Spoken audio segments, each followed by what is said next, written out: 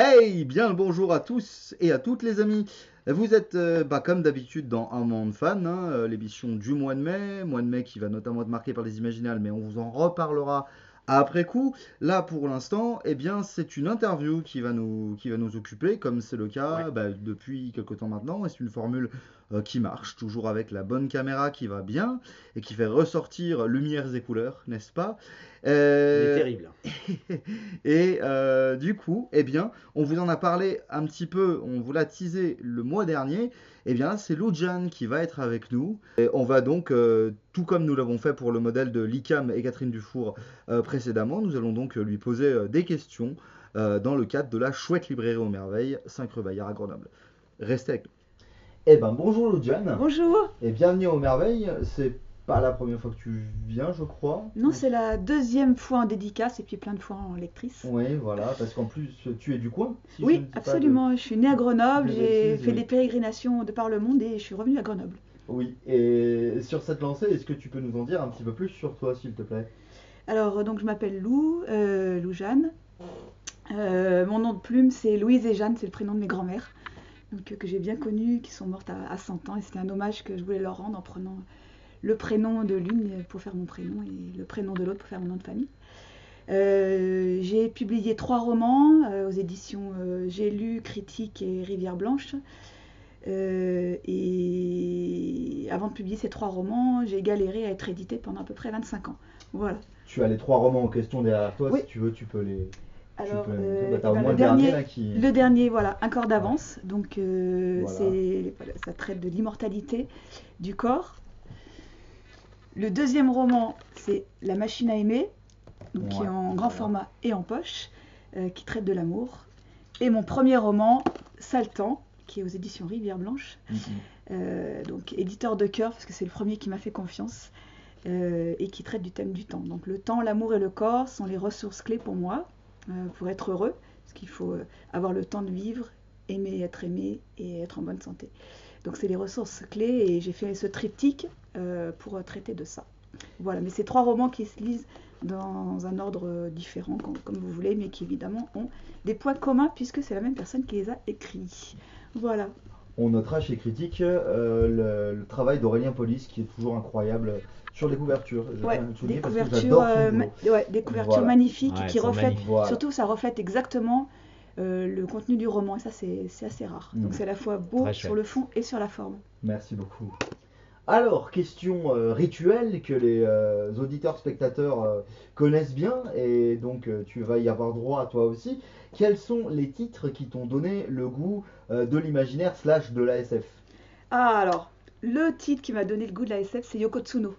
Ah oui, Voilà, donc Donc de je la l'ai lu, BD. oui, de bon, Roger du Leloup. coup vous voyez que je suis pas toute jeune, de Roger Leloup, voilà, absolument. Donc les aventures de Yoko et puis les Vinéens, là, donc Kani et sa sœur Poki, qui ont été réveillées avec 20 ans d'écart. Du coup, c'est des sœurs jumelles, mais elles ont 20 ans d'écart. J'avais adoré cette BD, notamment, je crois, en 1980. Elle avait dû sortir La Lumière d'Ixo, ou 83, je sais plus. J'avais adoré ce volume. Donc ça m'a vraiment donné envie de lire la science-fiction. Je les relis d'ailleurs souvent encore, les Yoko Tsuno. J'aurais dû en amener un là, d'ailleurs, mais Ah oui, j'en avais euh, pas en stock. ouais, Bah, voilà, mais il tu faut dois en avoir avoir. au livre, Voilà, mais si vous connaissez pas, c'est délicieusement vintage, mais quand même très moderne. Et du coup, j'ai enchaîné après sur les classiques de la science-fiction. Du coup, ça m'a mis le pied dedans, et donc j'étais assez très jeune, hein, quand même. Et j'ai lu tous les classiques. Alors, parmi tout ce qu'il y a, moi j'ai quand même un petit fait pour Hyperion de Simmons. Donc, je crois que tu l'as là. ouais. Donc, l'histoire des 7 pèlerins, ensuite l'histoire des 7 pèlerins qui vont retrouver le Grinch. Donc, ça, j'ai vraiment adoré. Et puis, ouais, ces deux-là, ouais. Celui-là, Des fleurs pour Algernon de Daniel Case, j'ai Hmm. adoré. Et aussi, je ne sais pas si tu l'as, mais Ripley de Grimwood, Non, où on ça, suit quelqu'un qui renaît sans cesse. je connais, Ouais, On mais. tâchera de mettre un petit insert ouais, je l'ai Ouais. pour montrer adoré aux ce gens. livre. Donc voilà, dans les classiques, voilà, c'est vraiment les 3 qui m'ont marqué. Évidemment, il y a 1984, il y a Le meilleur des mondes, mais voilà, c'est le livre que j'ai adoré. Après, pour être vraiment honnête avec vous, à un moment donné, je me suis plus retrouvée dans les classiques de la SF. Ah bah voilà, il l'a. 1984, bien sûr, Ah bah que oui, tous les oui, collégiens oui. ont sur leur liste, mais Bien sûr. heureusement, voilà, Ouais. on n'est pas aux États-Unis, petit. Mhm. Non. Ouais. Et ouais, après avoir lu tous ces classiques-là, donc je sais pas, je devais peut-être avoir 20 ans, un truc comme ça, je me suis plus retrouvée dans la science-fiction de l'époque, parce que à l'époque, moi j'ai l'impression de parler du siècle dernier, mais dans la science-fiction, déjà, c'était écrit par beaucoup d'hommes, avec très peu de personnages féminins aussi dans les romans, et du coup, je me retrouvais plus, je m'identifiais pas aussi bien que par exemple, je m'identifiais à Yoko Tsuno. Et je me suis un peu éloignée le temps que la SF fasse le virage, on va dire, du siècle, avec beaucoup plus d'autrices femmes. Et donc, les autrices de l'époque, tu les as jamais croisées? J'en ai sorti un certain nombre bah, y a derrière Catherine toi. Dufour, Voilà, déjà à Pamela l'époque. Sargent par Bah exemple, non, je sais beaucoup de pas. gens citent Ursula Le Guin, Bah en qui est fait, déjà très présente. ouais, bah en fait non, ouais, Donc t'es jamais tombé dessus, non. c'est rigolo, Je suis ouais. tombée vraiment Mhm. sur les classiques Fondation, Mhm. enfin, le cycle du fleuve, enfin tout le truc. Et du coup, bah, je suis partie en littérature générale pendant un petit moment. Et c'est vrai que j'ai toujours adoré la littérature générale et j'en lis encore beaucoup. Enfin, je pense que je lis peut-être 2 tiers de littérature générale et un tiers de science-fiction. Où prenais-tu tes lectures à l'époque en fait? Juste pour savoir un Je peu. pense que je prenais les top 50, donc d'un peu des gens que j'aimais bien. Mais il y avait Jean-Luc Rivera à l'époque qui avait fait un top Mhm. 50. J'adore ses sélections. Donc j'avais dit, je vais lire en fait tout ce qu'il a mis dans sa liste. Après, j'ai pas tout lu, mais Et tu allais les euh, chercher où? Parce que Jean-Luc il lit beaucoup de je sais femmes. plus, dans une table ronde, il avait dit, j'ai publié ma liste sur tel lien, et j'y suis allée. Parce que je traînais évidemment aux Utopiales, aux Mhm. Imaginales, même quand j'étais pas éditée, parce que je traînais, petit truc, je traînais avec mon manuscrit pour trouver quelqu'un. Et du coup, je faisais toutes les tables rondes à l'époque, parce que maintenant j'en fais moins parce que je suis derrière mes stands. Et j'allais aussi dans les top ventes de l'imaginaire, Fnac ou autre, enfin les trucs mainstream quoi. Et donc c'est vrai que peut-être qu'un libraire m'aurait carrément mieux conseillé, mais je suis pas, à l'époque je suis pas venue ici, je suis pas venue chez toi. Et du coup voilà, je suis partie en littérature générale et là j'ai fait la connaissance d'Annie Ernaux, enfin Mhm. sur le papier parce que je l'ai jamais rencontré. Et j'ai trouvé mon livre préféré de tous les temps, c'est Passion simple. Et elle a écrit aussi L'Occupation.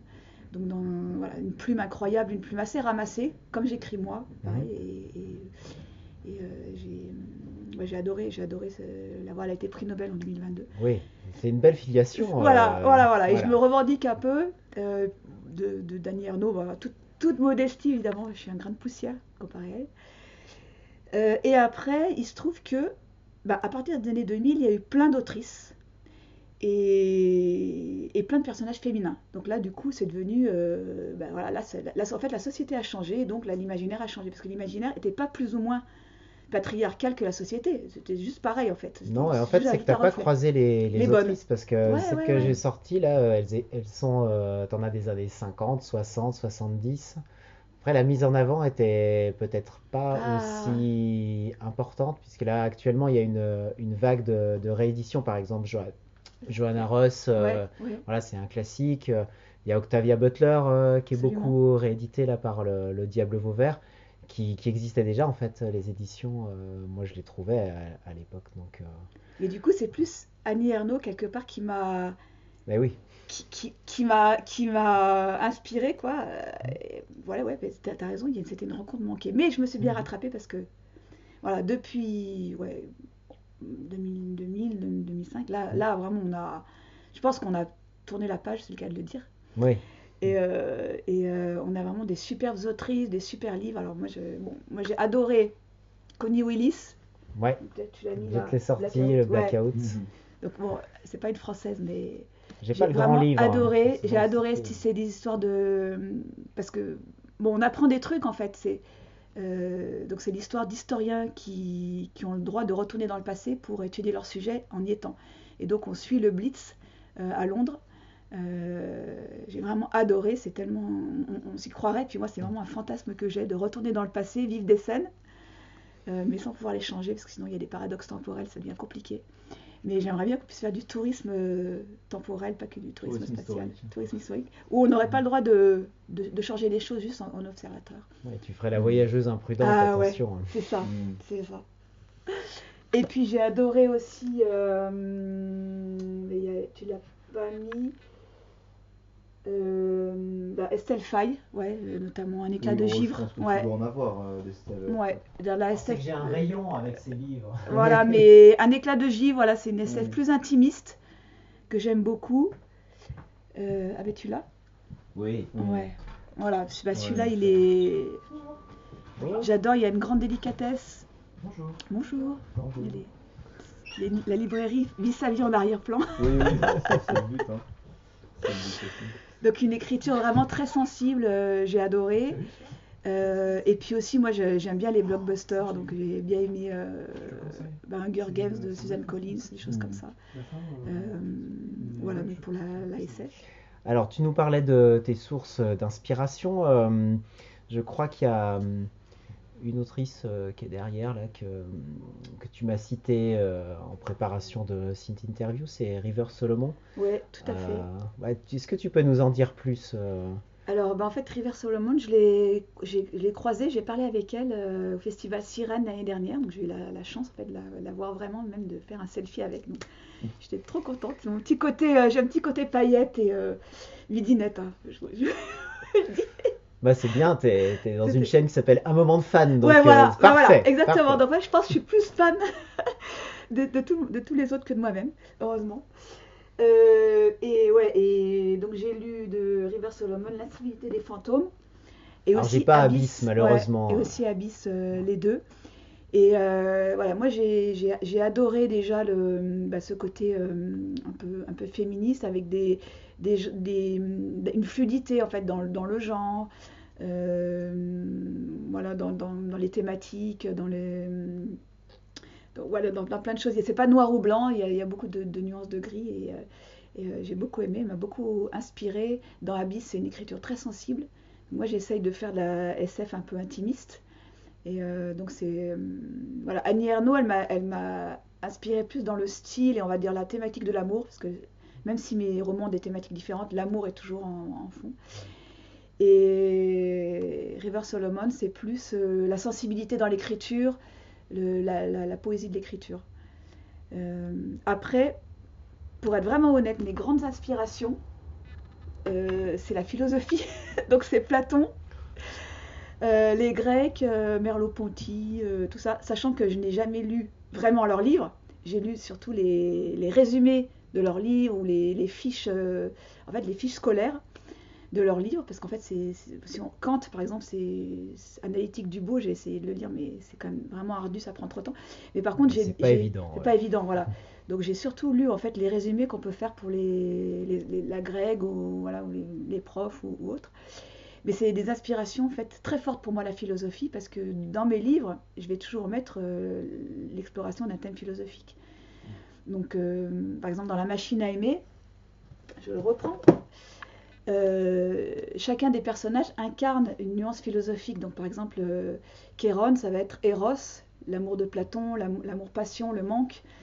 Nobod, l'androïde qui est ici, ça incarne l'amour d'Aristote, Philia, donc l'amour-amitié. Et puis il y a des personnages qui vont symboliser Agapé, l'amour de Dieu, le personnage de Pierre, le prêtre, ou l'absence d'amour, Hérobel, le personnage Hérobel, ou Isigno, l'amour maternel. Voilà. Et donc je vais à chaque fois mettre une coloration philosophique dans mes personnages, sachant que si on voit pas ça, si le lecteur voit pas ça, ça n'a aucune importance en fait. C'est vraiment un deuxième degré ou un troisième degré. Si on reste sur l'histoire au premier degré, il n'y a aucun souci. Mais voilà, donc la Tu te philosophie. bases sur des archétypes philosophiques. Ouais, exactement. Et là, celui-là, si. Mais c'est pas chiant. Là, ça a l'air d'être chiant, mais en fait, si on voit pas non, ça, c'est aucun pas chiant souci. du tout. Ouais. Non. Si on voit pas ça, c'est pas un souci. Mais par exemple, là, typiquement, il y a des personnages qui incarnent la vision dualiste du corps, c'est-à-dire l'âme et le corps sont séparés. Donc, c'était Platon qui disait le corps est la prison de l'âme immortelle. Donc, les personnages d'Aliénor, Henri et Rosemonde, ils incarnent, cette doctrine dualiste de l'âme séparée du corps. Et par contre, le personnage de Jinsei, lui, va incarner la vision moniste, c'est-à-dire alors je sais plus, c'est Merleau-Ponty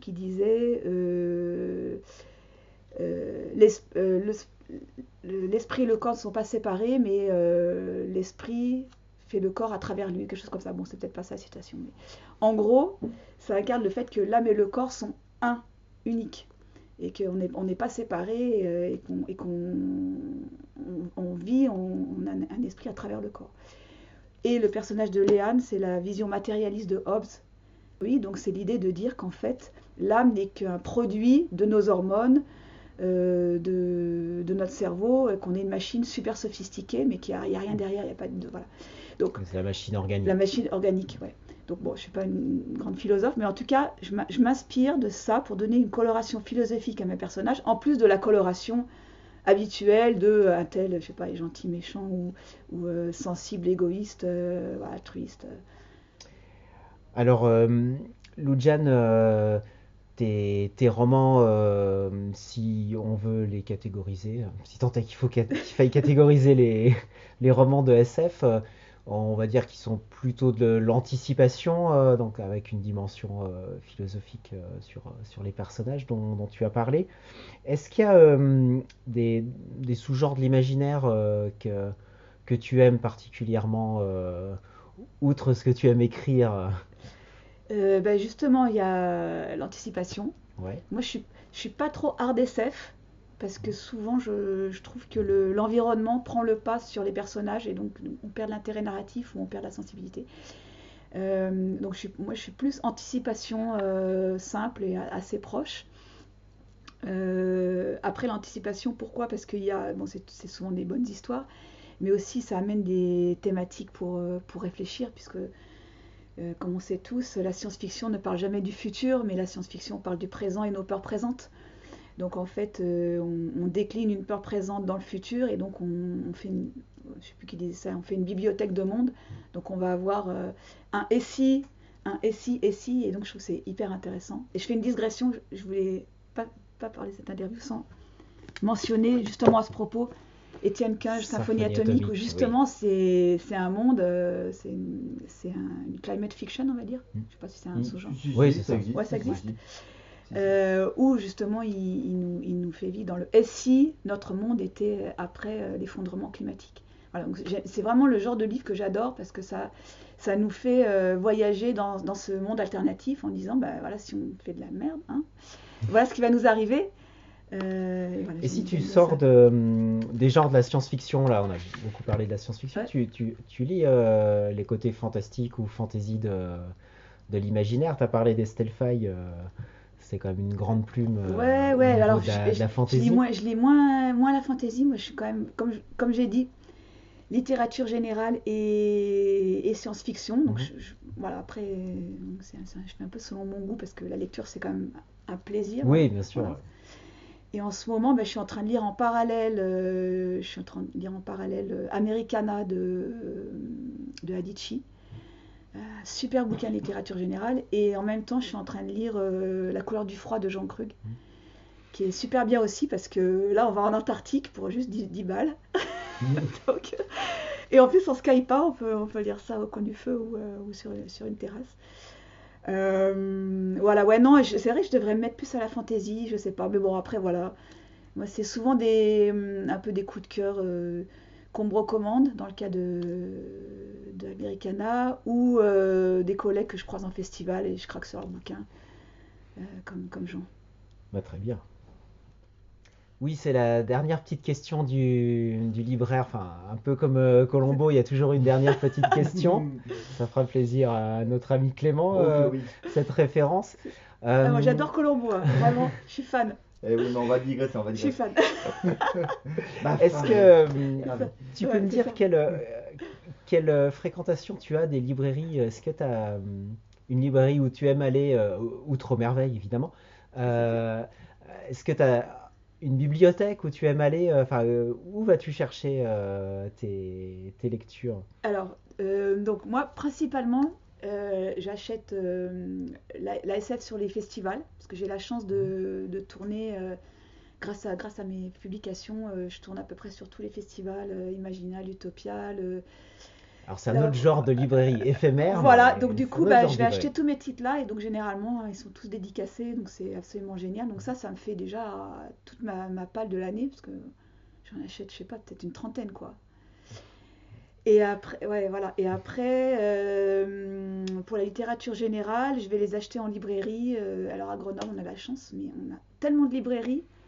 Oui, on a va pas toutes les citer. Ouais, mais on a sur 5 km², on a 6 librairies. Oui, oui, Donc vrai j'essaye qu'on est d'être honnête et de tourner. Tu fais une tournée de librairie. Ouais, parce que voilà, Très bien, pour me diviser entre chacun. Et il y a de nombreuses personnes qui font ça à Grenoble. Bah ouais, parce qu'en fait, là j'étais coup de cœur à la Fnac, alors je me dis je vais quand même aller à la Fnac parce que c'était adorable. Après, toi, je suis en dédicace aujourd'hui et j'adore ta librairie, c'est la librairie de l'imaginaire de Grenoble. Donc voilà. Après, il y a Artaud parce que je les adore aussi, puis il y a Décitre, ils m'ont aussi reçu en dédicace. Donc du coup, bah voilà, je les adore tous, ils sont tous hyper sympas. Il faut se partager. Voilà, c'est ça. Et moi, t'es équitable, c'est bien. Bah ouais, ils sont tous adorables, mais évidemment, j'ai un fait pour ici, parce que ici, c'est la librairie de l'imaginaire. Ah bah, c'est plus spécialisé. Voilà. C'est sûr. Ouais. Et est-ce que tu as une petite marotte de collectionneuse? Tu as parlé des dédicaces que tu peux avoir par les collègues que tu croises en salon. Est-ce que c'est les ouvrages que tu conserves le plus précieusement? Non, j'ai aucune ou bien... marotte. Alors Voilà. moi déjà, je corne les pages. Ouais. Je mets des taches de café sur les livres. Je Aïe, les aïe, aïe, prête. aïe, aïe. Je les prête et on me les rend pas et je m'en fous, parce que je les rachète. Ok. Ah oui, d'accord. Voilà. Et même les miens, j'en avais prêté et on me les a pas rendus et c'est pas très grave. Enfin pour moi, le livre, ça doit vivre, ça nous accompagne. J'ai aucune marotte de rien, si ce n'est que ça doit passer. Bon, tu stockes pas tes livres Bah, je stocke indéfiniment sur je des stocke vraiment étagères ceux que j'ai adorés. précieusement. Mais ça prend beaucoup trop de place, donc je stocke que ceux que j'ai adorés. Ceux que j'ai moins adorés, soit je les mets dans la boîte à livres, soit s'ils sont vraiment nuls, je les mets dans mon garage en attendant de mes. Je vais pas les donner. Je ne donnerai jamais un livre que je trouve pas terrible. Voilà. C'est bien, c'est bien. C'est bien. Le libraire approuve. Alors le thème de l'immortalité de ton livre m'a fait penser à ce livre-là de Robert Charles Wilson. Alors, Le vaisseau des voyageurs. Donc Je l'ai pas lu. Tu l'as pas lu, Non. mais je pense que tu vas repartir avec. Parce que c'est le thème de ce livre, c'est un vaisseau qui arrive en orbite autour de notre planète. À un moment donné, la totalité de l'humanité s'endort et une proposition est faite à l'inconscient des êtres humains: devenez immortels, partez voyager dans l'espace avec nous. Une immense majorité des gens va dire oui, Ouais. mais de manière tout à fait inconsciente, Ouais. et un tout petit pourcentage va dire non, et au réveil, eh ben, c'est le bordel, et il n'y a plus besoin de travailler, il n'y a plus besoin de Ah, mais il y a des manger, sauf ponts. pour ceux qui ont dit non. Voilà. D'accord. Tu découvriras Et la il y reste a à la quelques petits lecture. ponts avec mon livre, en effet. Exactement. L'inspiration inconsciente, tu sais. Ouais, parce que dans Ouais, mon ouais. livre, il y a des statistiques officielles. Mhm. Et 80% des gens choisissent de repartir dans une deuxième vie. Le reset. Ouais, de faire un reset. Voilà, voilà. Donc Bon. on a les mêmes statistiques. C'est mon cadeau pour que tu sois venu. Tu vas pouvoir repartir avec ce bouquin que j'adore. Eh ben, c'est super gentil et je vais le lire rapidement. Eh ben écoute, on a passé un super moment avec toi. C'était Pareillement. vraiment chouette de t'avoir. Bonne question et puis j'ai hâte de lire le livre que tu m'as donné. Merci Lou.